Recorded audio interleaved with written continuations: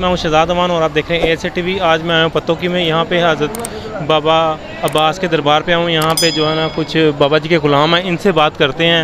अस्सलाम वालेकुम जी वालेकुम अस्सलाम। क्या नाम है भाईजान का? जी गुलाम जो सच नोशो दम दम नोशो हर दम नोशो बाबा अब्बास अली शाह अली दाला अली कलंदरम जिस वाल पाए फेरा इश्क वगेंदा तू दरिया ला इलाहा इल्लल्लाह मोहम्मद रसूलुल्लाह अली वलीउल्लाह वसीय या रसूलुल्लाह ज़हरा गुल फातिमा हसन हुसैन सफीउल्लाह हक नोशो सच नोशो पाक रहमान करदा सब दियां मुश्किलां नूं आसान जे कोई करे ओहदे अल ध्यान हक नोशो सच नोशो दम दम नोशो हर दम नोशो बाबा अब्बास अली शाह अली दाला अली कलंदरम अली हैदर। मैं हूं शहजाद अमान और आप देख रहे हैं ASA TV। आज मैं आया हूं पत्तोकी में। यहाँ पे हज़रत बाबा अब्बास के दरबार पे आऊँ। यहाँ पे जो है ना कुछ बाबा जी के ग़ुलाम हैं, इनसे बात करते हैं। अस्सलाम वालेकुम। जी वालेकुम अस्सलाम। क्या नाम है भाईजान का? जी गुलाम अब्बास मुशाही कादरी। अच्छा, मुझे ये बताएं, बाबा जी के आप ग़ुलाम हैं तो कब से ये खिदमत अंजाम दे रहे हैं आप? जी हमें 7 साल हो चुके हैं। ये 7वें इमाम की औलाद है।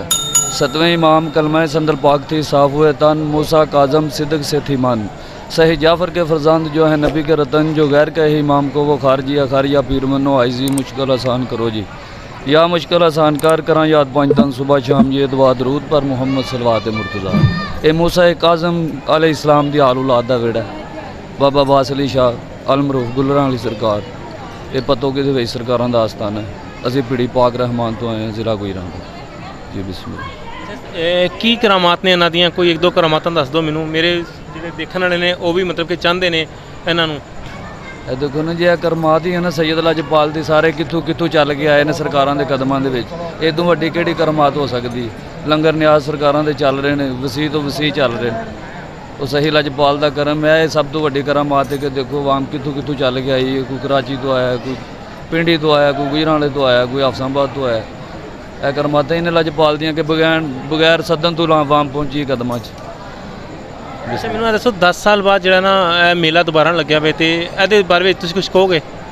ਨਹੀਂ ਜੀ ਮੇਲਾ ਹਰ ਸਾਲ ਹੀ ਲੱਗਦਾ ਰਿਹਾ ਲੇਕਿਨ ਇਹ 10 ਸਾਲਾਂ ਤੋਂ ਬਾਅਦ ਯਾਨੀ ਕਿ ਲੱਕੀ ਵਗੈਰਾ ਤੇ ਰੌਣਕ ਜਿਹੜੀ ਹੈ ਨਾ ਬਹੁਤੀ ਵਧੀ ਹੈ। ਮੇਲਾ ਤੇ ਹਰ ਸਾਲ ਹੁੰਦਾ ਰਿਹਾ ਲੇਕਿਨ ਉਹ ਕੋਈ ਵਕਤ ਦੇ ਹਾਲਾਤਾਂ ਦੀ ਵਜ੍ਹਾ ਤੋਂ ਜਿਹੜਾ ਨਾ ਸਿਸਟਮ ਕੋ ਖਰਾਬ ਹੋਇਆ ਸੀ। ਕੋਈ ਬੰਦੇ ਇੱਥੇ ਕੋਈ ਵਾਧਾ ਘਾਟਾ ਹੋਇਆ ਜਿਸ ਵਜ੍ਹਾ ਤੋਂ ਮੇਲਾ ਮੱਠਾ ਲੱਗਦਾ ਰਿਹਾ। ਬਾਕੀ ਲੱਗਦਾ ਰਿਹਾ ਹਰ ਸਾਲ ਡਿਊਟੀ ਸਰਕਾਰਾਂ ਦੀ ਇੰਝ ਹੀ ਹੁੰਦੀ ਹੈ।